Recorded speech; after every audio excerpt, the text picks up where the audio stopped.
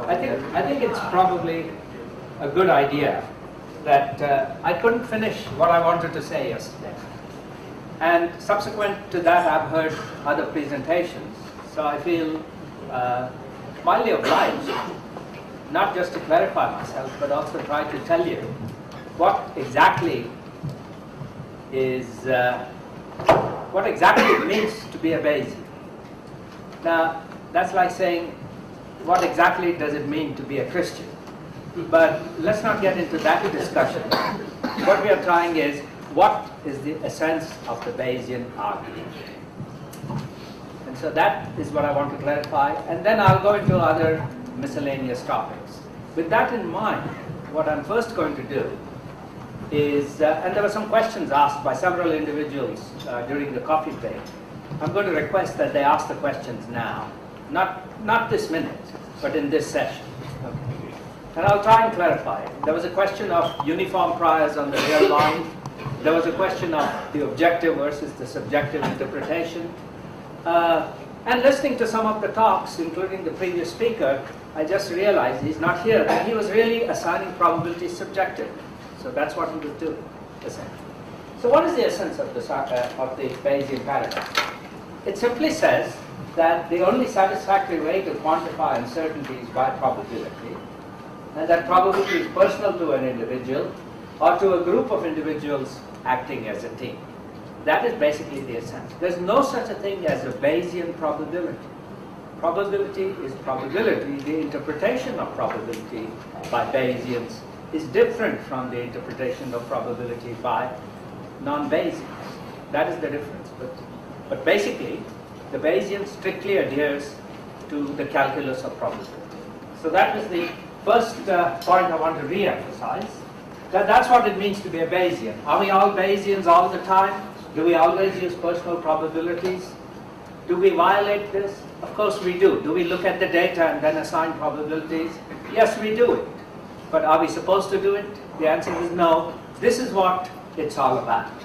So that was my first slide. I'm going to quickly slip to slide 9 so that I'll catch up with the main themes that I wanted to say.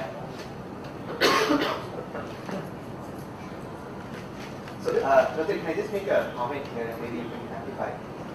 At least some of our understanding of Bayesian probability is the following, and the distinction with frequentist probability is that a Bayesian would assign a probability to a proposition, whereas a frequentist would not. That to us is the key essence or the key difference. A Bayesian would assign a probability to a proposition. That is true. Whether a non-Bayesian does it or not, I cannot answer the question. I don't know. What a non-Bayesian does, I don't know. But let me try and clarify the difference as we move along. Maybe after I'm done saying everything without intruding into the next speaker's talk, which I really want to really listen, we can follow up again later on. So the next question is the interpretation of probability. There are many interpretations. The most common one is the relative frequency. It's called an objectivistic view. That is a bunch of nonsense. The word objectivistic is nonsense. There was a famous American mathematician called Felix Klein. Has anybody heard about him? Klein. He wrote a book which he said, Mathematics and the Loss of Certainty. That's Morris Klein. Morris Klein. Yes, not Felix Klein. Morris Klein. Basically, he was saying that even in mathematics, there is no objective. So when the frequentists claim that we are objective, that is just not to be taken seriously. The classical definition is the limit of a relative frequency under almost identical.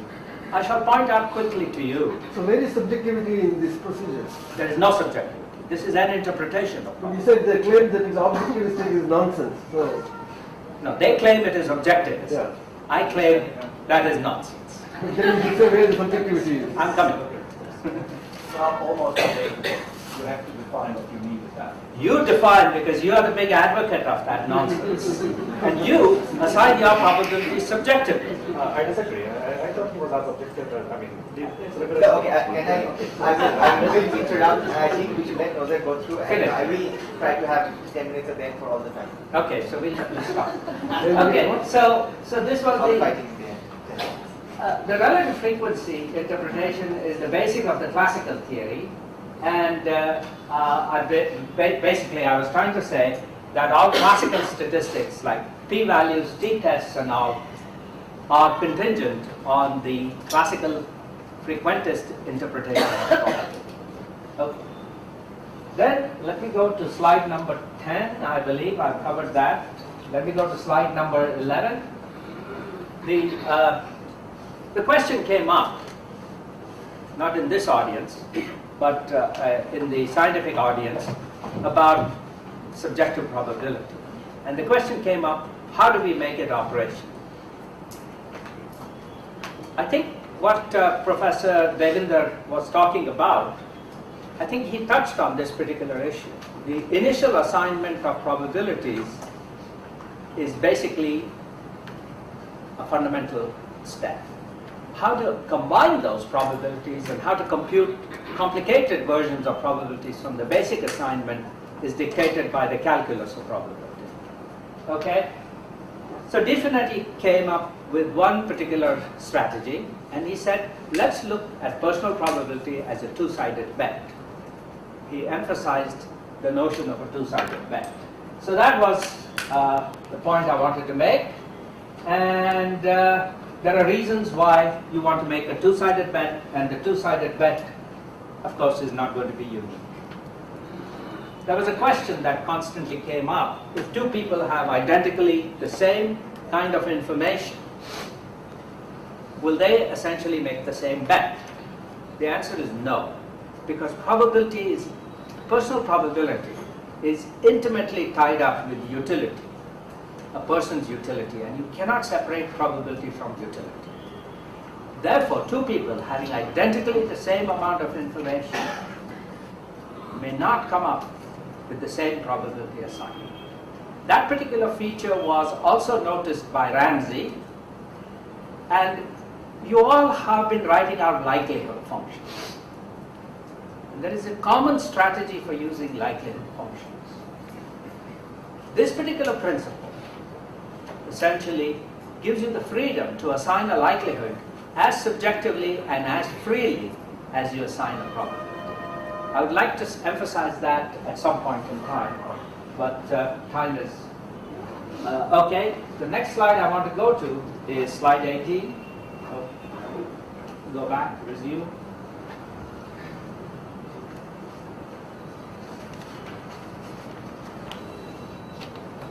Okay, I want to go to slide 18 and then I will move on to, okay, slide 18. These are the rules of probability which you are all familiar with, so I'm not going to elaborate on that. I want to emphasize this convention again. The convention of slash versus semicolon. Everything to the right of the semicolon is known, everything to the right of the slash is unknown but conjecture. When we use Bayes' theorem and analyze data, should we use a slash or should we use a semicolon?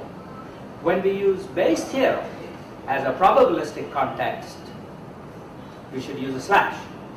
When we use Bayes' theorem with a semicolon, with data, we should use a semicolon.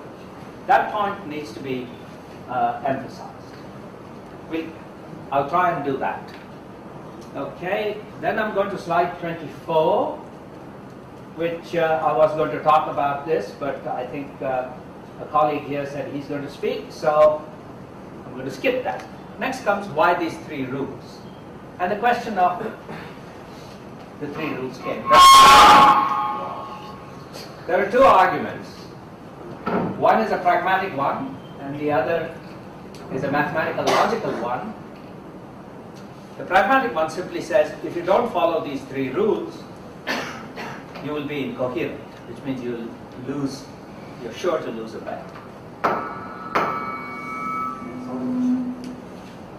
That is the scoring rule argument. And the second one is a behavioristic argument, and that is due to Ramsey and Savage. That argument is very difficult to follow, and my plan was to talk about that when I titled my talk, The Axioms and Acrobatics of Subjective Probability. There are some axioms, and there is an acrobatic, which is a sleight of hand. which I think one should be aware of. Okay. What about Kolmogorov? He wrote this masterpiece of probability theory. How did he interpret it? I went to Kolmogorov's house because somebody invited. Kolmogorov is not alive. And he has lots of awards. He got the Stalin Prize, the Lenin Prize, this prize, that prize. His house is full of curios, full of music, full of records. There's only one diploma he has displayed in his house, one certificate, and that is his honorary membership in the American Philosophical Society. That is the only diploma that is displayed. The reason is that was the thing he was proud of, because he contributed even to the philosophy of probability. And in the context of that,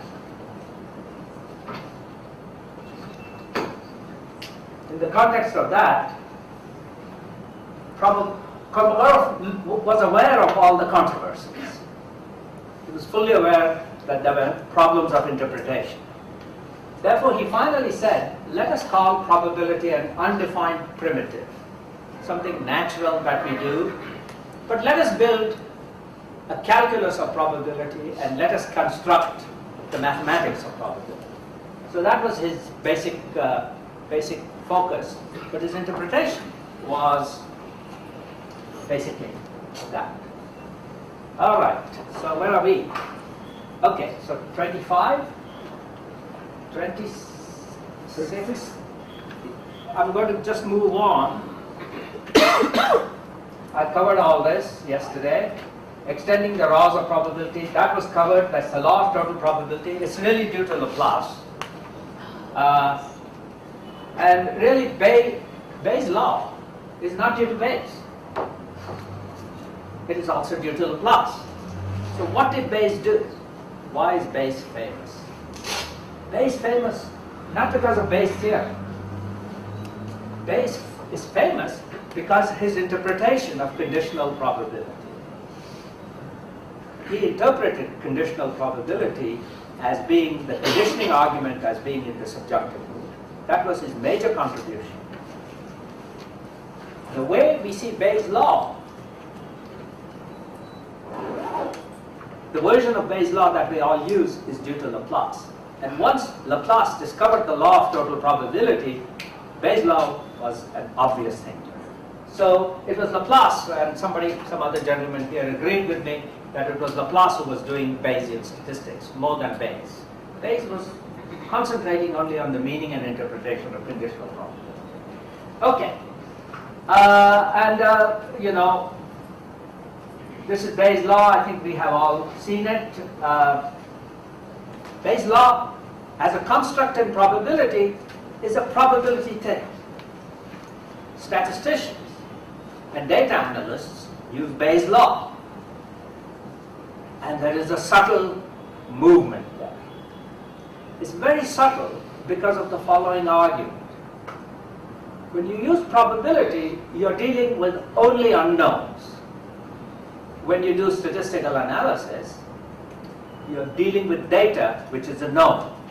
How can you use Bayes' law in the context of something that is already known? I'm going to come back to this point because this is what gives birth to the notion of a likelihood. So keep this Bayes' law in mind as a law in probability. Let's move on. Bayes' law, data and likelihood. That's the topic of mine. Recall Bayes' law. Bayes' law doesn't have to have a parameter in it. It can only have two unknown quantities. Probability of x1 given x2 is proportional to the probability of x2 given x1. That is why it's called the law of inverse probability. Suppose now that x2 equals little x2 has actually been observed. It's no more supposed. Suppose instead of supposing, I say I have seen x2. Now what happens? Well, probability falls flat because probability only deals with the unknowns. So a brilliant thing happened.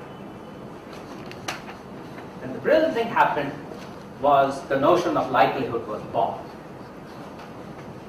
That's what I want to tell you. So the left-hand side now should be written as probability of x1 semicolon x2, because now x2 has become a part of the individual's history at time t. The middle term can no more be interpreted as a probability, because probability makes sense only for unknowns, and the disposition of x2 is unknown. The middle term is therefore rewritten as the likelihood of x1 in the light of the actually observed x2. If you look at a book in probability, pure probability, measure theoretic probability, you will not see the word likelihood mentioned at all. You may not. Most likely you will not. If you look at Billingsley's book, you will not see the word likelihood mentioned. I think if you look at Kolmogorov's original 1933 paper, you will not see the word likelihood mentioned. The likelihood is always mentioned in a statistics book, because the statistician's role is to analyze data. The probabilist's role is to manage uncertainty and understand uncertainty. The statistician's role is to use it. So what the statistician does now, the statistician, he or she leans on probability to update information and to do whatever it is that the statistician is required to do. But it's handicapped by the fact that Bayes' law as a law of probability only applies to unknowns. So this notion of a likelihood was introduced. Likelihood was used by Laplace, likelihood was used by Gauss, but the person who hit and hammered the likelihood 1,000 times was Fisher. Our famous statistician from ISI, Dave Basu, once told me that Fisher wrote a lot about likelihood but never understood what it is. And the reason why all this happened was they claimed Fisher was a good statistician but a very bad philosopher. That's what they said. But let me try and introduce you to the notion of the likelihood. More on the likelihood. The first thing, the likelihood is not a probability and it doesn't obey the rules of probability. The likelihood doesn't have to integrate out to 1. It's a relative weight which the individual assigns to the events in the light of observed x2. How does this individual assign weights? Subjectively. Well, the individual may try to be a little bit more consistent, and the consistency for assigning weights could be a consequence, a function of the model the statistician has already assumed. She doesn't have to do it. It's conventionally assigned by the individual who flips the arguments in x2 and x1, and that is the textbook model. The textbook model is not necessarily the only way to assign a likelihood. Let's talk about Bayes' law with likelihood. Bayes' law with likelihood simply takes the following form. The left-hand side is my uncertainty about x1, having observed x2 in the light of my history. That's called a posterior probability. Except that now I have a semicolon because x2 has been observed. This is my data, this is my background information, and this is my uncertainty. This was my uncertainty without any data, based on just background information and the item of interest. The middle term now, which was a probability in Bayes' law, is now replaced by likelihood. And so now we have this particular stepping back and forward by the statistician, going to probability to be consistent, coherent, and scientific, but recognizing that probability only makes sense for the unknowns, and therefore introducing this notion of a likelihood and still continuing with the same architecture. This is the posterior, this is the likelihood, this is the prior. And as you said, the likelihood is subjectively assigned, because the model is subjectively assigned. No matter how you go, the likelihood is subjective. The model is also subjective. So this is the Bayes. So what does the Bayes' law do? The Bayes' law prescribes the mathematical process by which the person changes his or her mind in the light of new information. The new information need not be hard data, it could be expert opinion on new science. That's why Percy Diaconis calls Bayes' law the mathematics of changing one's mind. And it's completely appropriate because you can use Bayes' law with new information. Suddenly you have a new discovery, scientific discovery, a new hypothesis, whatever have you. You incorporate that into the light and you can go on. Devinder talked about a probability model.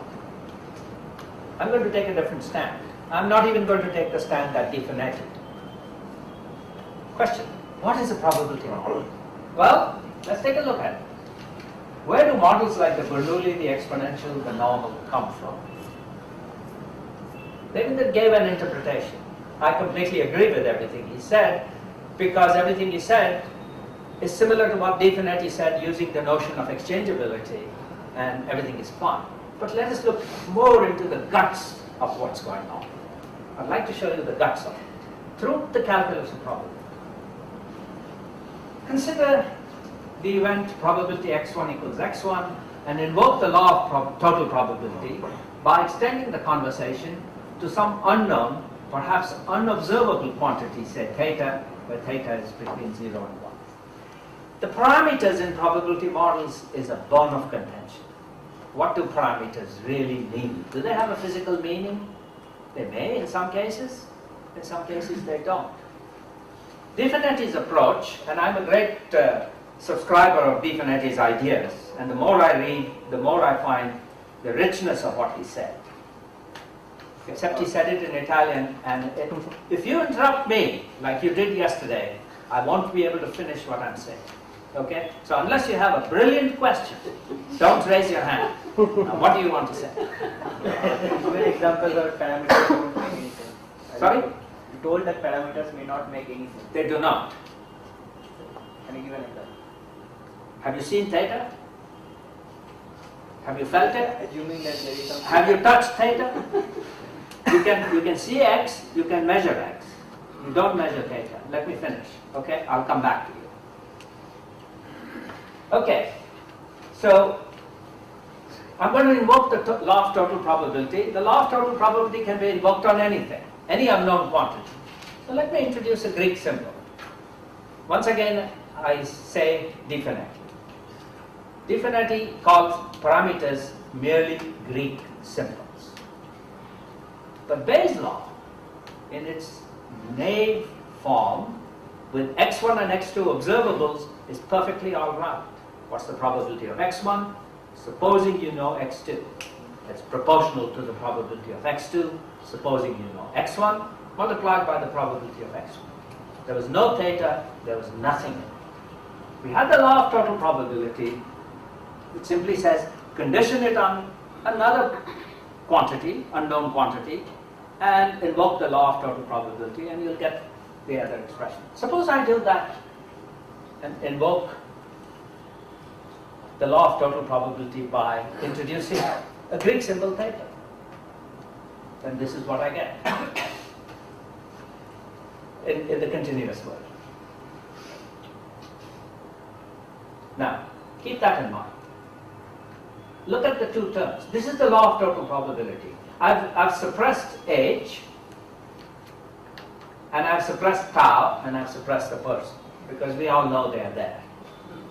So probability that x1 equals x1 is equal to the probability that x1 equals x1 given theta, multiplied by the probability of theta d theta. That's the law of total probability. Now what do we do? This particular quantity is called a probability model. There is an assumption underlying the model, and the assumption simply says that if I were to know this Greek abstract symbol theta, the entire history that I have is replaced by this one abstract quantity theta. There's no meaning given to theta other than the fact that the role of theta is to make x independent of all the history, all the feelings, and everything else you had about it. Let me just go back. So I'm looking at this expression. remember, I'm interested in the uncertainty about x1 in the light of the history which I have suppressed. That is equal to my uncertainty about x1 in the light of theta and the history multiplied by the probability of theta and the history d theta. But I've removed the history. And the argument is that theta is a substitute for everything else that I know. So it becomes an abstraction. In the Bernoulli model, the most natural model which we can think of, probability x1 equals 1 given theta is theta, and x1 equals 0 given theta is 1 minus theta, then the model is a Bernoulli model, and then under a Bernoulli model, you have this whole machinery back at you again. This is called the predictive distribution, this is the prior, and so the essence of the above is that under a Bernoulli model, were we to know theta, then probability, my uncertainty about x1, were I to know theta is equal to theta. However, since theta is only probabilistically known, we average over all values of theta to obtain probability that x1 equals 1, and that is now devoid of theta. The meaning of theta. Try to answer you. Just a remark. This is exactly what Eric was doing with a particular choice of P of theta, which in this case, the Dirichlet prior, in this case, it would be what do you call it? No, I've not even gone to the prior, I'm at the probability model. Well, P of theta is the prior. P of theta, that P of theta, I'm getting to it. Okay. To d finity is just a Greek symbol, which makes x1 equals 1 independent of h of tau. So, all statisticians and all physicists, they all, I don't know what physicists do anyway, and I don't know what biologists do, but I know roughly what I do. Probably I know what I do. We've introduced this theta. And so, D. Finetti repeatedly said, statisticians are obsessed with theta. Scientists are not interested in theta, they're interested in what they can observe and what they can measure. So he said it's simply a Greek symbol. Popper, who's appeared yesterday, and Peirce, I don't know exactly how you pronounce it, but Peirce, is that right? Peirce. Popper and Peirce, Peirce is a very interesting person, and I'd like to say a few things about him, but Popper is also very interesting. My co-author is Dennis Lindley. He does not like Popper. I asked him, why don't you like Popper? He says, I wrote a letter to him and he never replied. So I said, what did you write? So he said, here's a paper I wrote criticizing his work. I said, that's fine. Popper as a scientist should be able to refute a criticism. So I looked at the paper. The paper was Lindley's paper. It was very difficult to read. So a week ago I called him and I said, look Dennis, what you've written is so complicated that even Popper couldn't read it. Therefore he just didn't reply. But Popper is an important man as far as I'm concerned. Popper called theta a chance or a propensity. And so did D. Finetti. He also called it a chance. He said it's a Greek symbol which connotes chance. Laplace was brilliant. Laplace said theta is the cause of the observed x.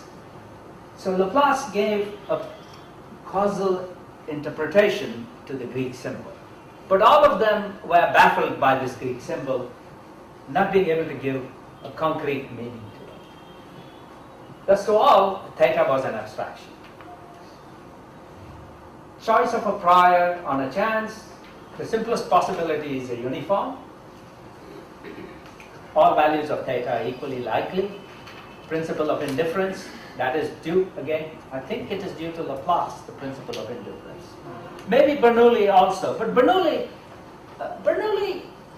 was a great, Bernoulli gave birth to probability and limit theorems. He really gave birth to the Russian school of probability. Bernoulli interpreted probability objectively and subjectively. He was not consistent. Laplace was absolutely consistent in how he viewed probability. So the true Bayesian was Laplace, because his interpretation of probability was personal.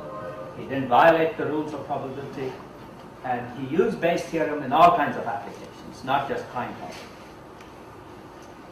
So the other one is a beta, and I believe that is where I want to stop with the old part of the lecture. This is what I wanted to cover yesterday, perhaps a little bit in more detail and more carefully, but this is how far I have gone with probability model, likelihood, and to me, a probability model is an assessment of probability supposing that theta was known. Yet, the problem remains, what shall I actually assign? And that's where the notion of exchangeability or the notion of entropy that you mentioned, or just the notion of common sense, or whatever you choose is appropriate. If you like the Dirichlet distribution, the Dirichlet is very natural as a prior distribution for the multinomial distribution because it gives you closed form results. The Dirichlet has other attractive properties. The Dirichlet gives birth to non-parametric base, and the Dirichlet has a lot of nice properties. I like it, I use it, but you know, it's just one of those. Now let me switch to today's talk. Can you please? Let me just finish what I want to say, and I'll be happy to answer every question, the answer to which I know. And if I don't know, I'll tell you I don't know. Let's go to this. This is my today's talk, and I start with the following. The practical person asks, what is the meaning of a probability statement? For example, you say the probability that Obama, I live in Obama land, probability that Obama will win an election. Somebody says it's 80% that Obama will win the election. What is it? Well, how should I act on this? If Obama went to bed thinking that the polls or that the experts said that he has an 80% chance of winning, should he go to bed comfortably or should he have a drink, which he doesn't do? He's very dull. Obama is very dull. He has his own beer recipe. He does drink. Just one glass. With the photographers, so that he looks like a common man. Now, George Bush, if he was drinking, he would really drink, but he has stopped. So how should I act on it? If the mathematician succeeds in answering this question, then the philosopher wants to know the reason for the answer. So the mathematician says it's 0.4. The philosopher says, why 0.4? What we now wish to emphasize is that mathematics has not and cannot answer questions such as how is the probability of a concretely given event defined? Can anybody guess who could have said this? This is a famous pure mathematician. It's not Hilbert. It's not Kolmogorov.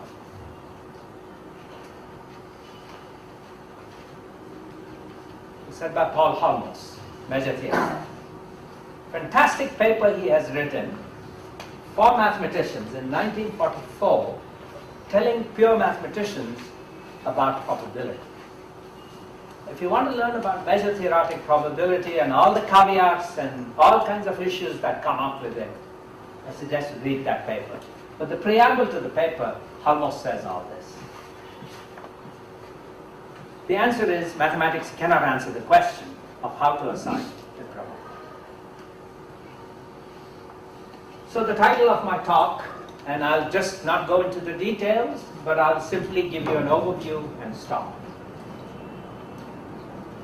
Axioms of subjective probability. There are axioms. The axioms are similar to the Cox axioms that you were talking yesterday, and similar to Jeffrey's axioms and all, but there are some acrobatics there towards the end, pulled by Savage. And I want to tell you what's the acrobatic in the end. First is I want to give some rhetorics on the interpretation of probability, and this should answer some of the questions that have been raised. Then I want to critique the frequency and the classical interpretations, what they call the objective. So I'm going to critique them. Then I'm going to talk a little bit about subjective probability and its operationalization. And you heard some of it already. Then I'm going to say, sorry? I have about 5 minutes left. Is that all? Okay. I'll go in 5 minutes. I had a quiz which I wanted to give, but I think 5 minutes won't allow it, and I'll skip all these things. Can it be extended by 15 minutes? Popular request. Sorry? Can it be extended by 15 minutes? No, That's we a are- popular request. We are already running well over 15 minutes late. No, we can we can do the line by 10 minutes. He's around, you can talk to him over lunch. Yeah, As it is, we are going to start lunch late, so I don't think we can. Why don't I continue? Rhetoric. The word probability and its synonyms, the likelihood, chance, etc., appear in empirical sciences, and so on and so forth. What I want to make the case here is that probability has a specific meaning, likelihood has a specific meaning, and chance has a specific meaning. Okay. When used, pure mathematicians, I give talks sometimes to them, and they say, why are you talking? Probability is simply a measurable function which takes the value, maximum value, it takes 1, and let's go on. It's accountably added to it. Somebody mentioned measure. I think you mentioned probability is a measure, but it's a measure which is restricted to 1. That was basically the Kolmogorov's contribution. But how can this explain, what did Kolmogorov have to say? What is the connection between this abstract mathematical entity and the pragmatic context, and so on and so forth? 3 types of connections have been proposed. Empirical or frequentist, that's due to Venn, pursued by von Mises and by Reichenbach. So an Englishman followed by 2 Germans. Logical or necessarist, due to Keynes. He's well known as an economist, but before he was an economist, he wrote a book on probability. In fact, Borel commented on that book. It was pursued by Carnap, who was a philosopher, Cox, the same Cox you have been referring to. Richard Jeffrey is a philosopher who just passed away, and he wrote a book. It says Subjective Probability, the Real Thing. That's what he called it. And then Harold Jeffreys, who was the Jeffreys that subjective or personalistic, explicit in De Morgan, implicit in Bernoulli, Bayes, and Laplace. To philosophers like Carnap and Nagel, probability admits both an empirical and a logical interpretation, and to mathematicians, a logical and a subjective. The empirical interpretation of probability or chance is the limit of a relative frequency and is a property of a collective. Probability is unique and labeled objective. Yesterday we saw an example of the mass of some planet, and Devinder said, how can the planets come again and again and again? It has one mass. But the objective version of probability is embedded in a collective, and it requires a repeatability. An extreme alternative to the empirical view is the necessarist view, and I'm just going to move to the most common view a little fast. What else? Okay, I'm going to skip what Keynes had to say about probability. But Keynes also admitted to the fact that probability cannot be unique to all individuals.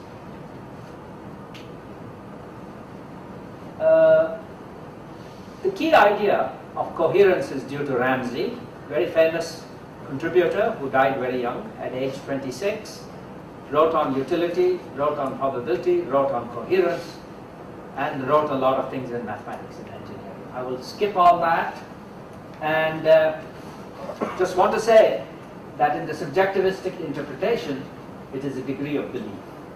And coherence simply means an adherence to the Kolmogorov conditions and the multiplication. The subjectivist theory is called subjective because a person can have any degree of belief based on his or her evidence at a particular time. The degree of belief can change with time. Thus, probabilities, you've seen all this, and so I'm just going to put it up and move forward and just say that entering into the two mix are 2 other notions, intuitive probability and propensity. There is another interpretation. It's called the intuitive probability, That is due to Koopman, written in 1939 in the Annals of Mathematics. Difficult to read, but worth looking.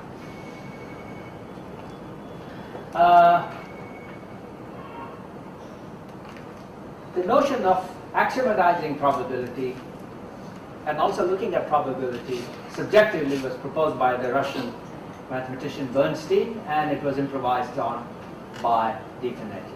So let me just have something about the propensity notion of probability. And this is a quote by Kolmogorov. The statistical law expressed by the survival curves. Kolmogorov was working on a reliability problem, or at least used the reliability problem, is only a reflection of the law of probability connecting the useful life of a lamp with the materials and the technological conditions of its manufacture. The assumption of the existence of a constant probability of A given S is determined by the connection between the complex of conditions and... So he said all this, but in the end, what happened? Oh, the propensity notion was put forth by Peirce, and it was developed by Popper. And all three of them are saying the same. Why did Popper come to this? Popper was not happy with the Heisenberg-Bohr's subjectivistic view of probability. Now, I don't know anything about quantum theory, but I have papers to show what Popper had to say. Probability is viewed as a propensity or a disposition or a tendency of a given type of physical situation to yield an outcome of a certain kind. Popper claimed that propensities or chances are unobservable dispositional properties of the physical world comparable to Newtonian force. The idea of propensities is metaphysical and exactly in the same sense as forces or field of forces. It's time to stop, okay? I've been asked to stop, so I'm going to stop. But I have more to say. Thank you.